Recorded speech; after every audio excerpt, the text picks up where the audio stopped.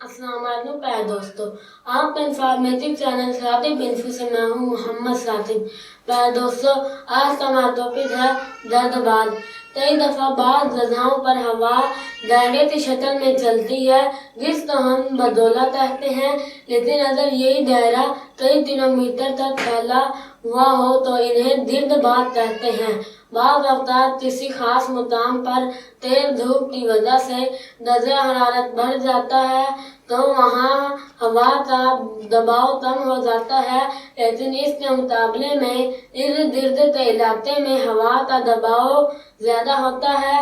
ऐसी सूरत में हवा कम दबाव वाले इलाके की तरफ तेजी से चलना शुरू कर देती है।